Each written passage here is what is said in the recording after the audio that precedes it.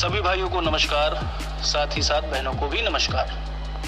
आपको पता होगा कि एज रिलैक्सेशन से रिलेटेड अपनी एक रिट डाली गई थी, जिसमें हमने देवाशीष साहब की जो एफिडेविट उन्होंने फाइल किया था उत्तर प्रदेश की सुरक्षा व्यवस्था को लेके कि हम 2018, 19, 20 में 3200 वैकेंसी निकालेंगे। उसको हम लोगों ने चैलेंज करते हुए उस एफिडेविट को हाई कोर्ट में रिट डाली थी।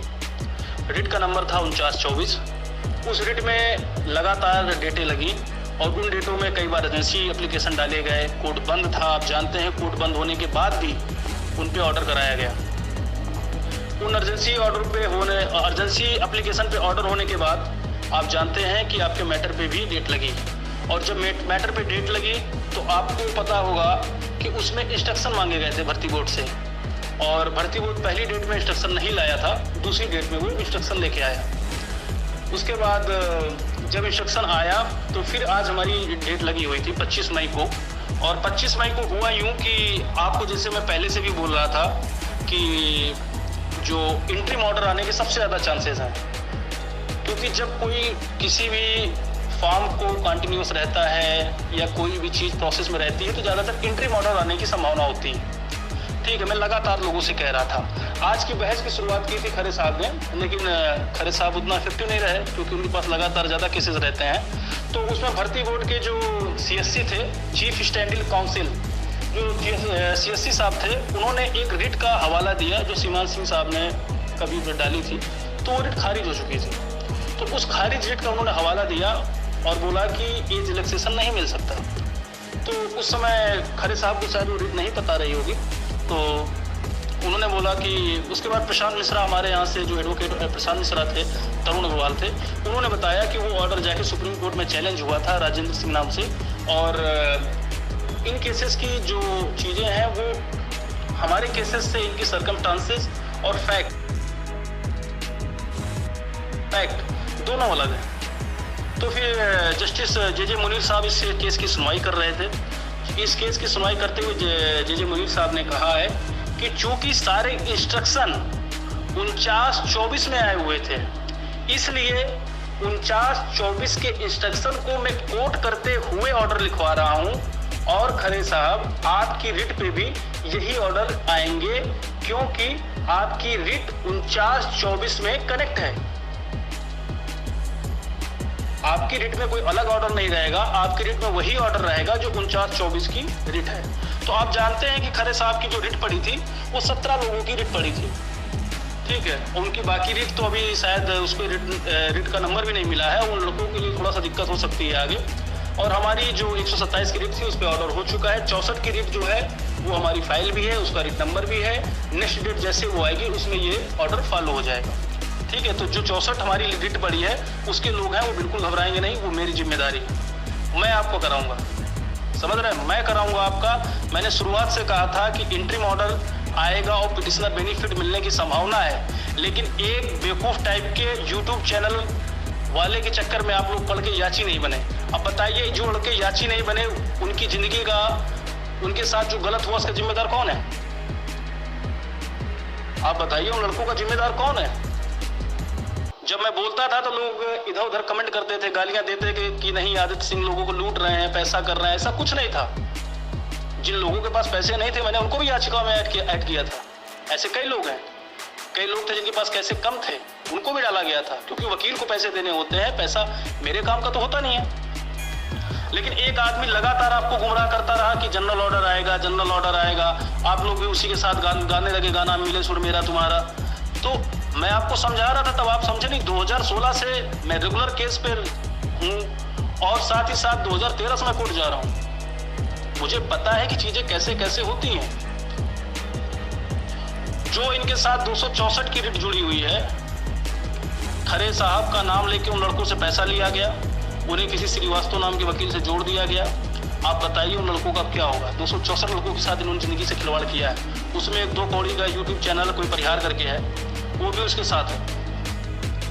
तो आप सोचिए कि उन लड़कों का जिम्मेदार कौन है?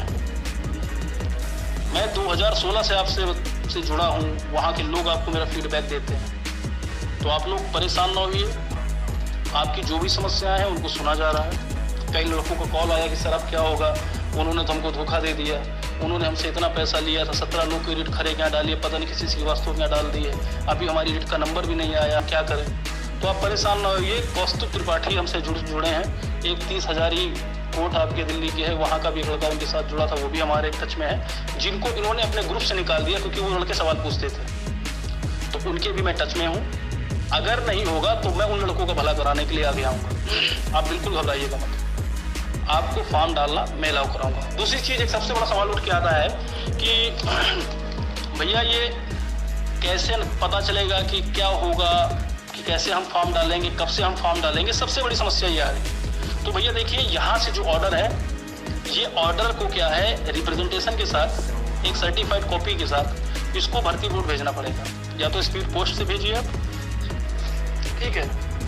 वैसे वो सरकारी वकील को मिलता है, जो CSC होता है, वो जाके देता है, लेकिन कभी कभी वो डिले कर देते हैं, ठीक है। अब भर्ती बोर्ड पर डिपेंड करता है कि वो अपील पे जाते हैं या इस ऑर्डर को मान लेते हैं, ठीक है।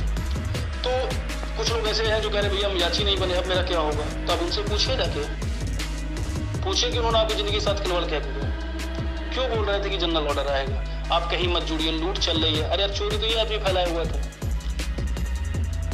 तो आज भी मैं आपसे बता रहा हूँ, आज भी आपके पास समय है, अपनी आंखें खोल लीजिए, सही गलत के चक्कर में मत पड़िए। 10,000 वैकेंसी कभी दोबारा नहीं आएंगी, अब दोबारा 10,000 वैकेंसी नहीं आएंगी, जो 9-10,000 वैकेंसी आ रही इतिहास में ना कभी आई है, दोबारा आएंगी। तो जब आप आज आपकी उम्र नहीं है तो 1 साल 2 साल बाद क्या होगी आपकी। मैं लोगों को लगातार समझाता रहा कि भैया एंट्री ऑर्डर आ सकता है, एंट्री ऑर्डर आ सकता है, लेकिन लोग मेरी बात नहीं मानते। तो दूसरी चीज़ ये बता रहा हूँ कि भर्ती बोर्ड अगर आपके ऑर्डर को मान लेगा, अगर वो अपील में नहीं जाएगा, आपके ऑर्डर को अगर वो मान लेगा तो एक नोटिस जारी करेगा, और नोटिस जारी करने के साथ जितने भी लोगों की याचिका में नाम है उनका नाम भी डालेगा। फॉर्म में जब फॉर्म भरा जाएगा तो रीड नंबर डाल के ही फॉर्म भरेगा, ठीक है। नहीं तो हो सकता है आपसे ऑफलाइन फॉर्म लें, कुछ भी करना होगा वो करेंगे, वो क्या इंस्ट्रक्शन देते हैं वो उनका काम है, वो उनकी समस्या है। आप जीत गए हैं, अब वो उनकी समस्या है कि वो आपसे कैसे फॉर्म भरवाते हैं, ठीक है। तो इसलिए आप लोग एकदम घबराइएगा। अब आगे की बातें करते हैं कि भैया कुछ लोग कह रहे हैं भैया हम याची नहीं बने, अब मेरा क्या होगा। तब तो मैंने समझाया, तब लोग माने नहीं, तो कुछ लोग मुझसे जुड़ रहे हैं, ज़्यादातर लोग को मैं जोड़ रहा हूँ, और 10-12 दिन के अंदर ही अंदर ऑर्डर लूँगा। कुछ लोग बोल रहे हैं कोर्ट बंद है, कोर्ट बंद होगा उनके लिए, लेकिन मेरे लिए नहीं, ठीक है। मैंने जिस सच्चाई और निष्ठा के साथ कहा था कि मैं आपका ये ऑर्डर लाऊंगा, तो मैंने लाया, ठीक है। आज की बहस में मैं पूरा क्रेडिट देना चाहूँगा प्रशांत मिश्रा और तरुण अग्रवाल जी को, जिन्होंने बहुत अच्छी बहस की। आपने जानते हैं कि इस केस में कई बार उन्होंने अर्जेंसी डाली, आपका इंस्ट्रक्शन जो आया है आज उन्हीं की वजह से आया, और आज भी भर्ती बोर्ड के जो सवाल थे उनका जवाब उन्होंने दिया। मेरे पास उसके वीडियो भी हैं, लेकिन मैं उन्हें वायरल नहीं कर सकता क्योंकि ये कहीं ना कहीं कॉन्फिडेंशियल होते हैं, वरना मैं आपको वो भी सब दिखाता। तो आप लोगों से ये निवेदन है कि अपने अधिकारों को जाने समझें, किसी के बहकावे में मत आए। वही आदमी है, कल आपसे आंदोलन करा रहा था, वही आदमी है, CM से मिलने जा रहा था, कभी कुछ नहीं किया। आप मुझसे मत पूछिए, जो लोग उनसे जुड़े हैं उनसे पूछिए उनके साथ कितना चीट हुआ। बाकी ऑर्डर की कॉपी आज नहीं अपडेट हो पाई है, वजह है कि उसमें जस्टिस साहब के सिग्नेचर नहीं हो पाए। अगर नहीं होता है तो कल आ जाएगा और न्यूज़पेपर में भी आ जाएगा, आप लोग सब देख लेंगे क्या हुआ है। और ये वीडियो के माध्यम से मैं आपको सारी इन्फॉर्मेशन दे रहा हूँ, आगे भी देता रहूँगा। और किसी की कोई जानकारी होगी, मेरा कॉन्टेक्ट नंबर आपके पास है, आप जानते हैं, 63 06 29 97 42 6306 299742। कोई भी इन्फॉर्मेशन चाहिए होगी आप हमसे ले सकते हैं। धन्यवाद।